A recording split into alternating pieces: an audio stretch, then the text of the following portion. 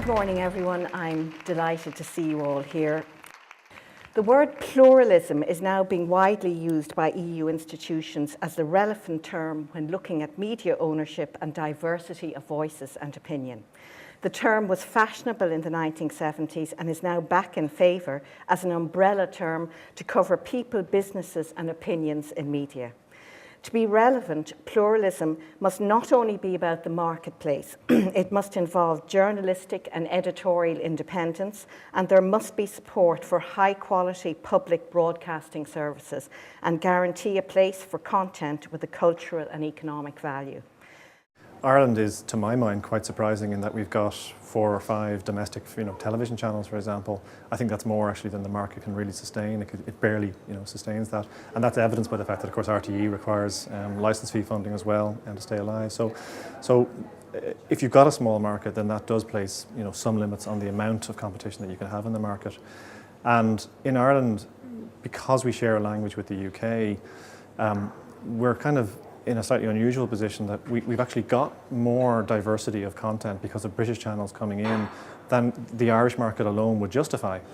We've got an explosion of media and new media and new media outlets and radio stations and so on, but I would say less and less robust journalism, less and less investigative journalism. And so, without casting aspersions on anyone who might well be doing their best within their limited resources, I think that's dangerous because we have to assess the veracity and quality of the information we're getting. What we have is that at the moment where resources are stretched, advertising is low, so you have newsrooms that are under duress, editors under duress. So it's rife to be exploited by clever, if you like, product placement by PR companies and spin doctors and even politicians. I mean, I've seen headlines and stories run without any verification, without any balance to them, or without any contradictory element or challenge, based on just a press release being, as I said, cut and paste. And we have this remote control journalism where almost like we're now have newsrooms which are operating almost solely off emails, and that concerns me. One of the areas where I think people get confused when they talk about diversity is they get confused about the actual media that carries the message, whether it's a newspaper or television station, whether it's new media or radio station. It doesn't really matter. What I'm concerned about and interested in is the quality of the information, whatever vehicle it's on to deliver it to the public. The quality of that information, what I call the provenance of that information, so that people reading that information can realise that this is good information as distinct from bad information. I honestly do believe social media has the capacity to be a danger.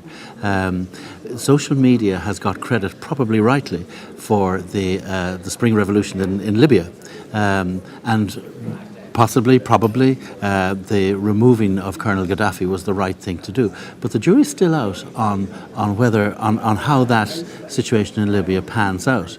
The journal is run, it's a newsroom, and it's staffed by fully trained and professional journalists.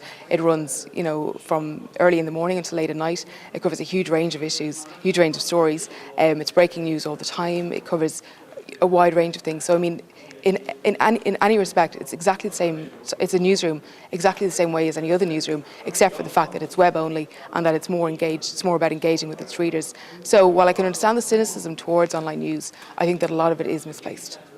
When we look at information online, what tends to happen, especially if we use big search engines like Google, or Yahoo, or the news aggregators, or social media like Facebook, what tends to happen is that the information that we're actually seeing is intensely personalized. It's based on a personalization algorithm developed by these companies. What tends to happen is that we're being given what we want to hear, what we like to hear, what's comforting to us, and what agrees with our already existing viewpoints. So with the increasing use of personalization and with the increasing sophistication of these algorithms, what tends to happen is that basically we are very unlikely to be given any information that actually challenges our worldviews and that gets us out of that comfort zone. Despite all of the hyperbole, to someone of my generation, it often appears as if, in some important ways, little is changed. Content and good journalism prevails online in exactly the same way as it does in the old media. Content, as they say, is still king. The trends online suggest that the sites people visit for media generally mirror offline behaviour. People visit and trust established media outlets. And at the other end of the spectrum, the vast blogosphere could be said to mirror everything from pamphlets to graffiti. It can be entirely ephemeral. But things have changed.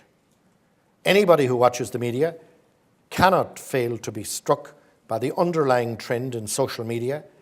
It is an entirely democratized media, and it has devolved power down to the level of the citizen. Anyone with a smartphone and an internet connection can become a journalist instantly, as several former governments in North Africa will attest. On balance, this proliferation of media is a massively positive development for humanity, but it is not without its challenges for government, even in Western Europe. We did some research in NUI Maynooth for the Broadcasting Authority of Ireland, and we were trying to look and see, did existing Irish broadcasting, television and radio cater to these new immigrants in Irish society? And what we found was that in many instances they were almost ignored. They almost did not exist. While society had gone through this huge change in terms of numbers of immigrants coming into Irish society, which meant, of course, that Irish society itself, the composition of Irish society, was changing in terms of the languages, accents, experiences, countries people were coming from, our broadcast media wasn't necessarily addressing that and wasn't necessarily reflecting that. And there were a number of different areas where you could look at it. You could look at just the types of programming. You could look at news. You could look at fictional programming. What tended to happen, particularly in the area we were looking at in the last 10 years or so, is that you would have maybe one program a week, which was the multicultural program. And that was the one program that was targeted to all immigrants in Irish society. As I said in my opening remarks, my interest in media diversity was prompted by my direct experience in the Parliament, observing and dealing with a wide range of media. However, as a member of the Parliament's Culture and Education Committee, my work also involves the issue of media pluralism, and this too influenced my decision to host the conference. And I intend that it will be the first in a series of events which will examine media and its relation to politics in general. In Ireland this year, we will see the publication of a bill to regulate media mergers, and it will, I believe, clearly include a strong base in competition law, but the overall parameters will be very interesting for all stakeholders. We need to protect diversity, and I sincerely hope that the legislation will make progress in that direction.